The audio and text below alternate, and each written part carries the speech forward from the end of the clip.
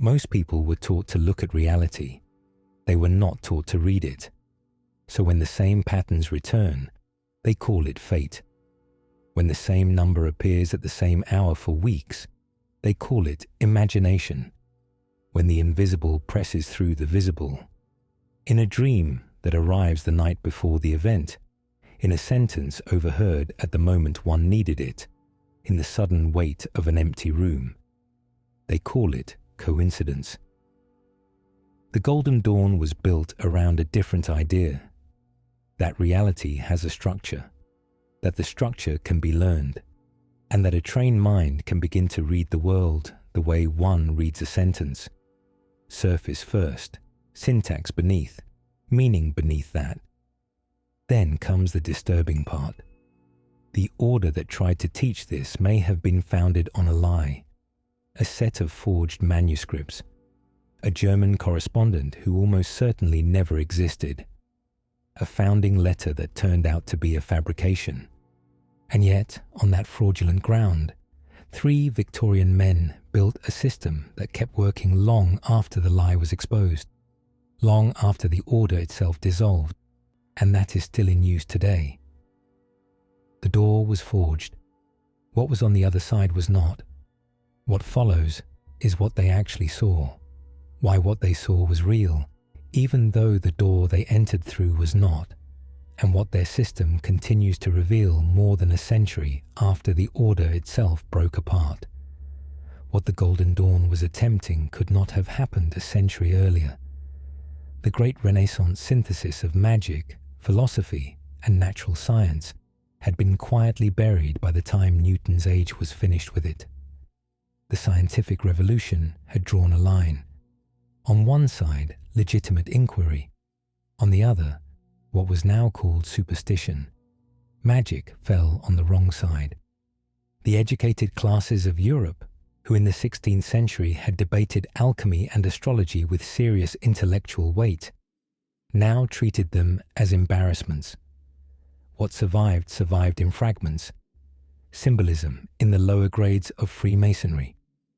Books gathered by antiquarians who could feel that something had been lost when the synthesis broke apart, but who had no living tradition through which to recover it. The recovery, when it came from 2 directions at once. From scholarship, translations of Hermetic texts, of the Kabbalah, of Egyptian writings, of the contemplative literatures of the East, all becoming available to anyone with discipline and access to a good library, and from a generation of poets and philosophers who had spent the early decades of that century insisting that what the Enlightenment had excluded, imagination, mystery, the numinous, the sense that the visible world was undergirded by invisible forces, was real, was important, and had been wrongly dismissed. By the late 1800s, the materials existed. They had not yet been built into a working system. They had not yet been built into a system that could be taught. In 1888, in London, 3 men, a coroner named Westcott, a magus named MacGregor Mathers, and a senior mason named Woodman, founded the Hermetic Order of the Golden Dawn. The instrument they used to authorize the founding was a sheaf of 60 folios written in cipher, said to have arrived through obscure channels from a German order, accompanied by a letter inviting the recipient to write to a woman in Stuttgart for further materials. The cipher itself was a basic letter substitution that yielded to a few hours of patient work. What it revealed, when decoded, was the outline of a complete initiatory system, a graded ladder drawing on Kabbalah, Hermeticism, astrology, tarot, alchemy, and the angelic system of John Dee, all of it organized around a single coherent symbolic skeleton. The woman in Stuttgart was almost certainly an invention. The German order, when traced, dissolved into nothing. The correspondence Westcott claimed to have conducted with her could not be produced when later members asked to see it. The cipher manuscripts themselves, examined critically, appeared to have been compiled in the 1880s, by Westcott himself, possibly with one of his colleagues, in a quiet act of forgery designed to give the order the appearance of an ancient European lineage that it did not actually possess. Within a decade, what they built on that fabricated foundation had become the most intellectually serious magical organization in the English-speaking world. Because the system worked, this is the part the historical record tends to skip. The popular image of the Golden Dawn is the part that involves robes and pentagrams and high theatre, the part that has, in the century since, been reproduced in fiction and film until it is almost impossible to see past. But what the Order was actually doing, what its system was actually for, has very little to do with that image. It is closer to a science of inner perception than to a cabinet of curiosities, and to understand what made it different from anything that had come before, it helps to understand what it was assuming about reality. The assumption was this: the visible world is a surface. Beneath the surface is a structure. The structure is not random. It can be mapped. The map can be learned. And someone who has learned the map well enough can begin to read the visible world as a script. The map the Golden Dawn used was the Kabbalistic tree of life. The tree, in its most basic form, is a diagram of 10 emanations, Sephiroth, connected by 22 paths. The Sephiroth function as ordering principles within reality, layers of being, qualities that organize what exists. Each one corresponds to a planet, a color, a metal, a divine name, an angelic order, a tarot suit, a Hebrew letter, a virtue, a vice, a part of the body, a stage of work. The 22 paths between them correspond to the 22 cards of the major arcana. The whole structure is a unified, layered grammar in which every element on every level corresponds to every other element on every level. But the tree was not meant to be understood only with the intellect. It was meant to be entered. The student did not simply memorize correspondences. The student slowly began to see through them. Fire stopped being only fire. It became will. Water stopped being only water. It became memory, dream, reflection. The wand stopped being a piece of wood. It became the line along which a thought becomes a force. The world did not change first. The reader changed. And when the reader changed, the same world began to reveal another layer. This is what the Order meant by correspondence. Not classification, not a list of associations to be filed away. The claim that the world, taken as a whole, has a syntax. A practitioner who knew the syntax could read what was happening. A practitioner who could read what was happening could begin to see the underlying movement of forces that ordinary perception missed entirely.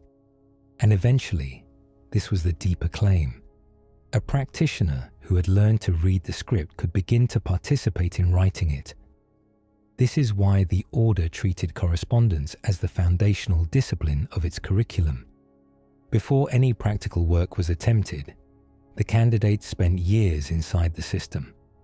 Hebrew letters and their numerical values, the associations between the letters and the paths, the associations between the paths and the planets, the elements, the tarot, the human qualities, the associations between the Sephiroth and the names of God, the orders of angels, the virtues of soul, the colors of vestment. The candidate did this not by memorization, but by long absorption, until the whole structure became a single field of attention through which any phenomenon could be read.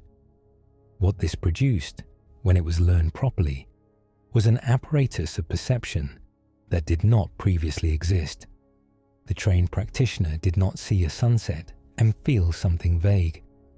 The trained practitioner saw a specific configuration of fire and water, of severity and mercy, with a particular cosmological signature that could be located precisely on the tree. The trained practitioner did not feel anxiety as a generic mood. The practitioner read it as a specific symptom of a specific imbalance, with a specific corresponding remedy in the form of a meditation, a name, a color, a card. The world stopped being an undifferentiated wash of impressions. It became readable. This was the first thing the order decoded. The second was inheritance. The Hermetic tradition, which the order placed at the heart of its philosophy, holds that the human being is a microcosm, that whatever exists in the cosmos exists in some form within the person, that the practitioner does not need to travel anywhere to encounter the powers the symbolic system describes, because the powers are already present within, organized according to the same structure as the world outside. The implication is decisive. If the structure outside and the structure inside are the same, then the symbol that maps the cosmos also maps the self. The tree of life is not only a diagram of reality, it is a diagram of the reader of reality, and the work of moving up the tree, through the grades, through the studies, through the rituals, is the work of becoming conscious of one's own structure, layer by layer, until the practitioner has stood in every position the diagram contains. This is why the order was not a school of belief. It was a school of practice. Doctrine was almost beside the point. What mattered was whether the practitioner did the work, kept the diary, performed the rituals, learned the correspondences, and submitted the inner experience to honest examination. The third thing the order decoded was the function of ritual. Ritual, in the popular understanding, is theatre with a cosmic claim. The Golden Dawn understood it differently. When the candidates stepped into the temple, they did not enter a room. They entered a structure that had been deliberately tuned. Every visible element corresponded to an invisible one. The color of the walls, the position of the officers, the direction the wand was held, the exact wording of the invocation, the breath of the candidate. Each was a parameter in a symbolic instrument, and the body of the candidate was the strings on which the instrument was played. The ritual was an experiment. The result was the experience that emerged, and the diary, which every member was required to keep, was the data. The order treated the production of inner experience as something that could be designed, executed, observed, and refined. Closer to laboratory work than to religious observance. The aim was not to feel something. The aim was to develop in the practitioner an inner organ, the imagination in the older sense of that word, which could hold an image with such steadiness that the image began to disclose dimensions of itself that had not been visible to the ordinary mind. This was the trained imagination, not fantasy, not invention, a perception organ developed slowly, capable of receiving what is already there but ordinarily missed. Its outputs, recorded across decades of magical diaries, are not what an outside observer would expect. They are precise. They are repeatable. They are consistent across practitioners who never met one another. And they correspond, in the order's claim, to genuine structural features of the reality the diagram maps. Whether that claim is true is the open question that has hung over the tradition since its founding. The system was built for a more modest purpose, to give the practitioner the equipment to ask the question seriously, work through it, and find out on the inside. This is the part the fabrication did not touch. The cipher manuscripts may have been forged. The German lineage may have been an invention, but the tree of life had been mapped for 1,000 years before anyone in the Golden Dawn touched it. The Hermetic texts had been circulating since late antiquity. The tarot had been studied for half a millennium. The correspondences were not invented in the 1880s. They were synthesized. The Order's contribution was not the creation of the materials. It was the assembly of them into a working system that could be taught, tested, and transmitted. And that system was not contingent on the lie that had launched it. What ended the original order was not the discovery of the fabrication. It was personality.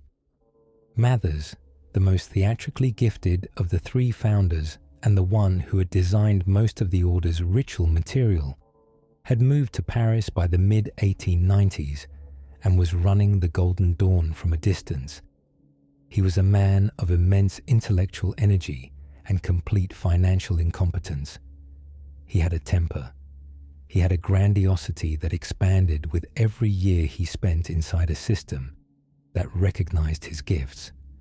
He had become convinced that he was in direct communication with a hidden hierarchy of unseen adepts, the secret chiefs, as the order came to call them, who had given him specific authority that overrode the judgment of any other person within the organization. By 1900, the London membership had had enough. The presenting issue was a young initiate named Aleister Crowley, who had advanced quickly through the outer order and then been refused admission to the inner sanctum on grounds of personal conduct. Mathers, in Paris, overrode the refusal. The London adepts refused to comply. What followed was a slow and bitter break that ended in the expulsion of Mathers by the very committee that had once stood beside him at the founding.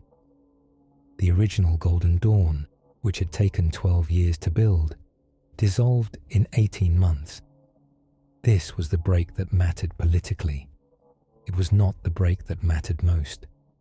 The break that mattered most came shortly after, when several senior members began to investigate the Order's founding documents and confirmed what some of them had already suspected.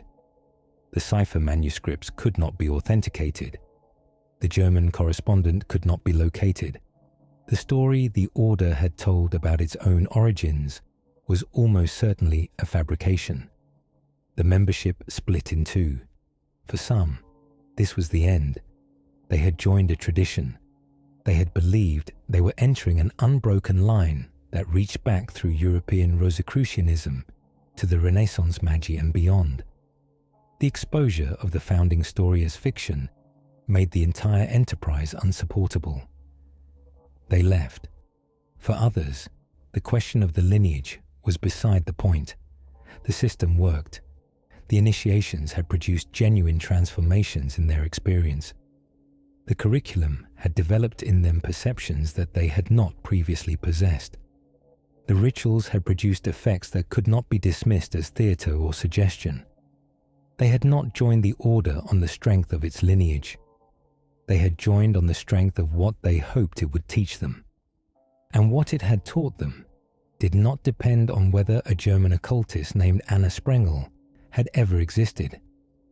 This division between those who needed the lineage and those who needed only the work was the Order's most important contribution to the history of Western esotericism. It was the first time, in any institutional context, that the question had been asked cleanly. What is more important to a tradition? Where it came from, or what it actually does? The answer the survivors gave was the answer that has shaped the tradition ever since. The lie was not the system. The lie was the doorway. W.B. Yeats was among those who stayed. He had risen to the inner order. He had been part of the committee that expelled Mathers. He had read the evidence on the cipher manuscripts and reached his own conclusion about their probable origin. None of this stopped him from continuing his Golden Dawn practice for the rest of his life. He worked the system for nearly 40 years. The cosmological architecture of his late poetry, the gyres, the phases of the moon, the entire structure of the work he called a vision, is the language of the Golden Dawn translated into verse. He understood, more clearly than perhaps anyone else who passed through the Order, that the question of whether the founding documents were genuine and the question of whether the system was real were two different questions, and that the second mattered far more than the first. Florence Farr stayed for as long as the order itself remained intact, ran one of its temples, and after the institutional collapse continued her practice on her own. She eventually left England and settled in Ceylon, where she taught at a girls' school and continued meditative practice within a Buddhist framework rather than a Hermetic one. Her path from a London ritual chamber to a monastery in the south is the path of a practitioner who had developed far enough through one symbolic vocabulary to recognize that the deeper terrain it pointed to was accessible through others. The Golden Dawn had not given her a doctrine. It had given her an instrument. The instrument worked anywhere it was used honestly. The order itself splintered. 3 successor organizations emerged from the wreckage, each carrying a different inheritance. None of them held the field for long. By the middle of the 20th century, the institutional Golden Dawn had effectively dissolved, but the system did not dissolve with it. In the late 1930s, an American occultist named Israel Regardie, who had received his training through one of the surviving branches, made a decision that several of the order's old members regarded as a betrayal. He published the entire system, the grade rituals, the knowledge lectures, the correspondences, everything that had been passed only through closed initiation. He printed in 4 volumes that anyone could buy. The argument he gave was that the alternative was extinction. The membership of the surviving organizations was aging. The materials were scattered across private archives and the inconsistent records of a few remaining initiates. If they were not preserved, they would disappear within a generation.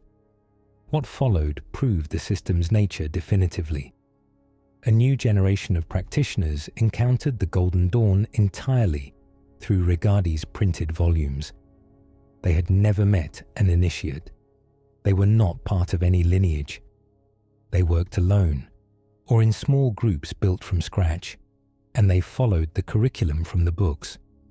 And what they reported, working in this way, was indistinguishable from what the original members had reported a century earlier.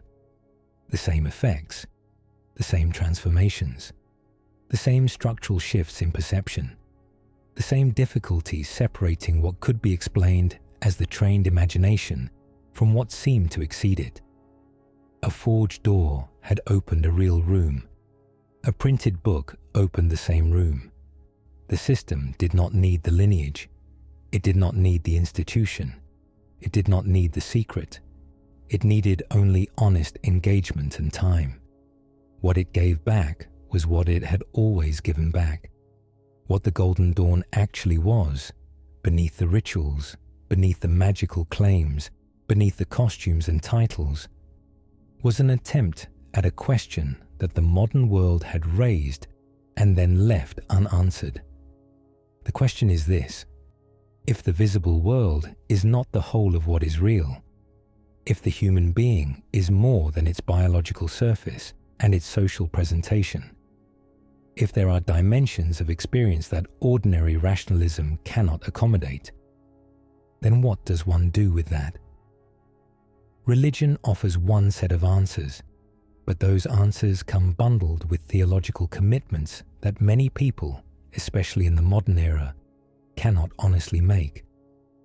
Eastern traditions offer answers, but those are embedded in cultural and contemplative frameworks that take years of translation before they become genuinely accessible to someone outside them. Philosophy can describe the question with precision, but offers no method for going further than description. The Golden Dawn's answer was a system, not a doctrine, not a creed. A graded discipline of training and practice that asked the candidate to develop specific capacities: the trained imagination, the disciplined will, the precise reading of inner state through symbolic correspondence, and to verify through their own engagement, what those capacities revealed. The Order called the goal of this work the knowledge and conversation of the Holy Guardian Angel. The phrase had been borrowed from a medieval grimoire, and the language was older than that. What it pointed to was a direct encounter with the deepest, most authentic dimension of one's own nature, the part of the self that is in contact with whatever the divine actually is. The Order did not require the candidate to define that divine in advance. It required only that the candidate work the system honestly enough to find out what came to meet them at the end of the work. Some of those who reached this stage described what they encountered in classically religious terms.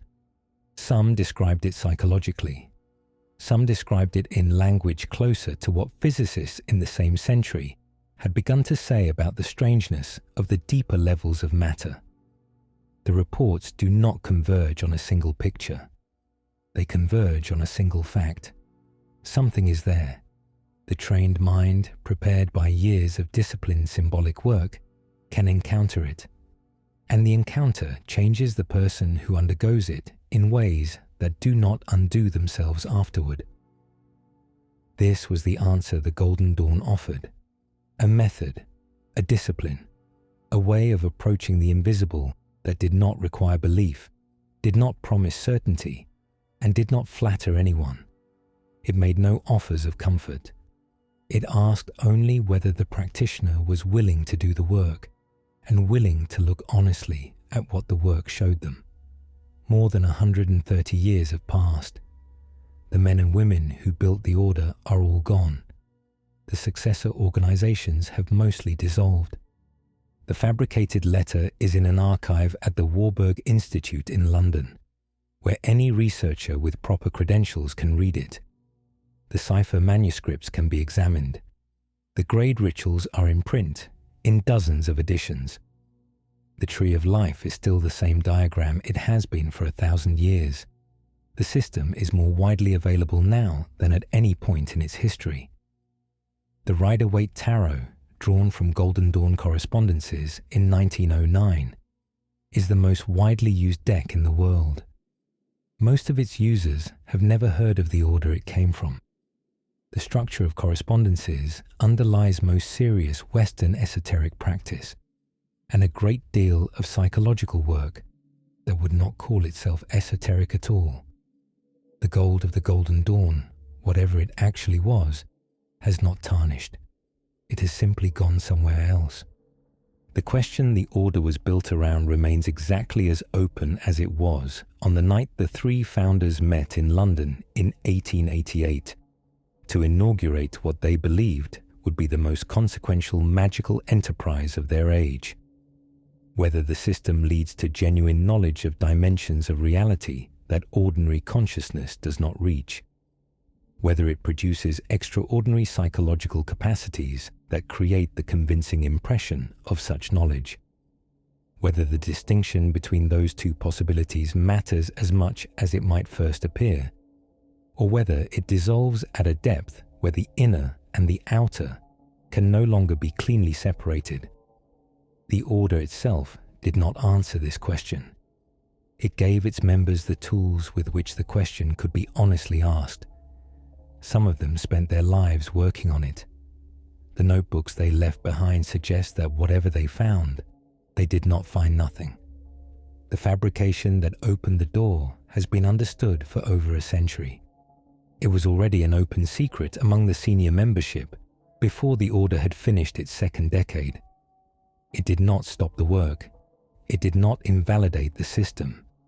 The forgery was a story told to launch a tradition. The tradition outlived the story. This is the part that takes a particular kind of attention to see. A door can be a lie. The room behind it can still be real. The question of how the door came to exist matters less, in the end, than the question of what the room contains. And the room the Golden Dawn opened, through forged manuscripts, eccentric founders, and a German correspondent who never existed, was a room that the people who entered it did not stop reporting from. They were not telling each other a single coherent story. They were telling each other the same kind of story, from different angles, in different vocabularies, with different theoretical frameworks, across more than a century. Something had been there. It had been there before the Order opened the door. It is still there now.